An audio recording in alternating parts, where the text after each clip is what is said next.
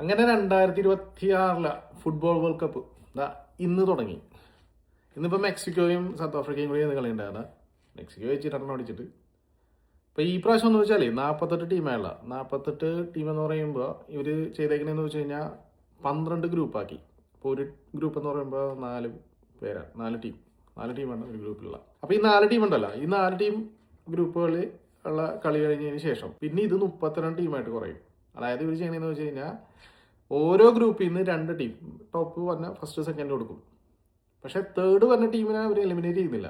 അതിന് പകരം അവർ ചെയ്യണമെന്ന് വെച്ച് കഴിഞ്ഞാൽ മൊത്തം 12 ടീം ഉണ്ടല്ലോ, ഇതിൽ നിന്ന് തേർഡ് പറഞ്ഞ 12 ടീമിനെടുക്കും. എല്ലാ ഗ്രൂപ്പിൽ നിന്നും തേർഡ് വന്ന 12 ആൾക്കാരുണ്ട്, ടീം ഉണ്ടല്ലോ, അവരെടുത്തിട്ട് അതിൽ നിന്ന് പോയിന്റ് ബേസ് ചെയ്ത് പെർഫോം ചെയ്യുന്ന ബേസ് ചെയ്ത് 8 പേരെടുക്കും. അപ്പം അങ്ങനെ എടുക്കണം. അപ്പം 48 കളിയിൽ നിന്ന് പിന്നെ ഷോർട്ട് ആകുന്നത് 32 എന്ന് പറഞ്ഞ നമ്പറിലേക്ക് മാറും. അതിൽ നിന്ന് പിന്നെ 16 കഴിയുമ്പോഴാണ് പിന്നെ നേരെ 8 ടീം ക്വാർട്ടർ ഫൈനൽ, പിന്നെ സെമി ഫൈനലിലേക്ക് വരുമ്പോൾ 4, ആസ് യൂഷ്വൽ ഫൈനൽ 2 പേര്. അപ്പോൾ ഇതാണ് പരിപാടി. മെക്സിക്കോ, US, പിന്നെ ഇവിടെ കാനഡയിലാണ് പരിപാടി നടക്കുന്നത്. ഇതിൽ നമ്മുടെ ടീം ആസ് യൂഷ്വൽ അർജന്റീന. നിങ്ങളുടെ ടീം ഏതാണെന്ന് കമൻറ്റ് ചെയ്യണേ. പിന്നെ അതേപോലെ തന്നെ ഈ മരണ ഗ്രൂപ്പ് എന്ന് പറഞ്ഞ പരിപാടി ഉണ്ടല്ലോ, അപ്പം അത് ഈ പ്രാവശ്യം എനിക്ക് പേഴ്സണലി തോന്നിയത് ഗ്രൂപ്പ് I ആണ്.